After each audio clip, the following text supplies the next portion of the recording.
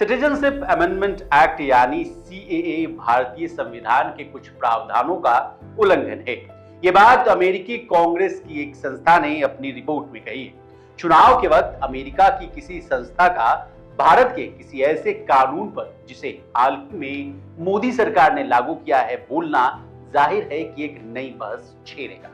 कौन है अमेरिकी कांग्रेस की ये संस्था और इसने मोदी सरकार द्वारा चुनाव से ठीक पहले लागू सीएए को ऐसा क्यों बोला, इन सब की बात करेंगे इस वीडियो में। नमस्कार, आप देख रहे हैं लोकमत हिंदी और मैं हूं आपके साथ विशाल शर्मा। देश में लोकसभा चुनाव की घोषणा से ठीक पहले जब मोदी सरकार ने सीएए को देश भर में लागू करने की घोषणा की थी तो सियासी हलकों से लेकर देश के कई हिस्सों में इस पर हल्ला मच गया। अब जब देश में पहले चरण के चुनाव हो चुके हैं और बाकी के लिए प्रचार प्रसार और सियासी दांवपेच की कुश्ती जारी है, अमेरिकी कांग्रेस ने सीएए पर अपनी प्रतिक्रिया देकर एक नई बहस को छेड़ दिया। वैसे तो भारत के कानून पर अमेरिकी कांग्रेस को बोलने का कोई औचित्य नहीं, लेकिन हम यहाँ आपको बताते हैं कि आखिर ये मामला क्या है।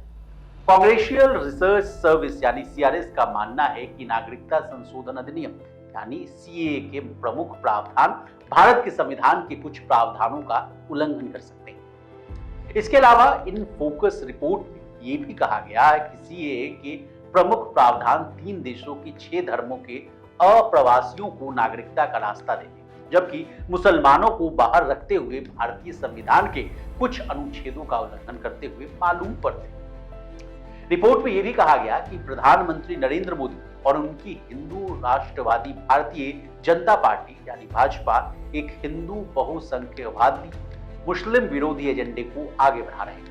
इस आधिकारिक तौर पर धर्मनिरपेक्ष गणराज्य के रूप में भारत की स्थिति को खतरे में डालता है। इसके साथ ही रिपोर्ट में कहा गया कि यह कानून अंतर्राष्ट्रीय मानवाधिकार मानदंडों और दायित्वों का उल्लंघन करता है। 3 पेज की रिपोर्ट में आरोप लगाया गया कि केंद्र सरकार की ओर से नियोजित राष्ट्रीय नागरिक रजिस्टर यानी एनआरसी के साथ मिलकर सीएए भारत के लगभग 200 मिलियन के बड़े मुस्लिम अल्पसंख्यकों के अधिकारों को खतरे में डाल सकता है। अब जिसने ये रिपोर्ट भेजी है वो कौन सी संस्था है और क्या काम करती है, आसान भाषा में समझिए।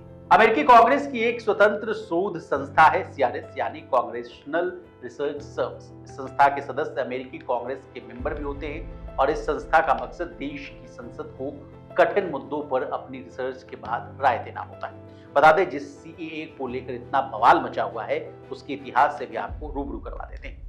केंद्र सरकार ने 11 मार्च को सिटीजनशिप अमेंडमेंट एक्ट यानी सीएए का नोटिफिकेशन जारी किया। इसके साथ ही ये कानून देश भर में लागू हो गया। सीएए को हिंदी में नागरिकता संशोधन कानून कहा जाता है। इसमें पाकिस्तान, बांग्लादेश, अफगानिस्तान से आए गैर मुस्लिम शरणार्थियों को नागरिकता मिलने का रास्ता साफ हो गया।